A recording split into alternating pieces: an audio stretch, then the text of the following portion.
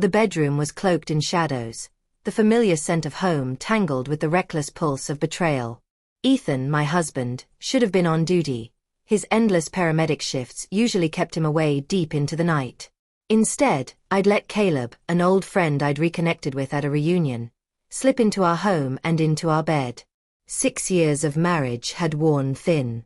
Ethan's exhaustion, his silence, the growing distance between us had left me starving for attention.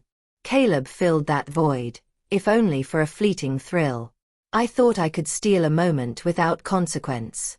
The door swung open. Ethan stood there. His face carried disbelief, rage, heartbreak all at once. Caleb scrambled for his clothes. I couldn't move, couldn't breathe. "Sarah," Ethan whispered, voice cracked with pain. His hand drifted toward the gun safe by the dresser. My chest caved as he pulled out the pistol. His hands trembled, but his movements were steady. His eyes fixed on Caleb. "Get out. Ethan, please no." I screamed, panic rising.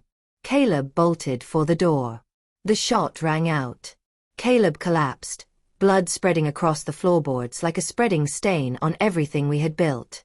I fell to my knees, sobbing. Ethan dropped the gun, his face ghostly pale. He stared at me as if I were a stranger. "This is on you," he said, his voice hollow. "I'm sorry, Ethan. Please." "It was a mistake," I begged. But his hands were already on the phone, calling 911. Sirens filled the night. Police stormed through the house, handcuffed Ethan, and zipped Caleb's body away. I sat on the couch, numb, our marriage and all its promises reduced to a crime scene. The days blurred. Guilt hollowed me out. Ethan was charged with manslaughter. I moved in with my sister, unable to step foot in the house where it happened. The bedroom where Caleb had died was sealed off, an ugly reminder of what I'd done. At the jail, Ethan's eyes had hardened into stone. "Why?" he asked. I had nothing to offer him but tears. My craving for validation, my selfishness, had pushed him to a breaking point. I kept replaying the night in my mind, Ethan's stress, my restlessness, the excuses I clung to as I slipped back into Caleb's orbit. I had told myself Ethan's long hours meant he didn't care. The truth was, he had been working for us. The trial was merciless. Ethan pleaded guilty, his lawyer framing it as a crime born of emotional collapse. My affair was paraded as the trigger. When I took the stand, my voice shook as I admitted what I'd done. The jury's eyes burned through me. Ethan received 7 years. Friends cut ties. Caleb's family sued me. My sister tried to shield me, but guilt was relentless. I moved into a small apartment, clung to therapy, tried to make sense of the wreckage. I wrote Ethan letters, page after page of regret, but he never answered. Months later, I went to see him again. His frame was thinner, his stare distant. "I loved you," he said flatly. "And you broke me."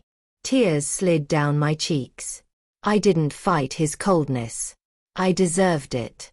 I'd traded a marriage, a life, and my own self-respect for one reckless night. I tried to change.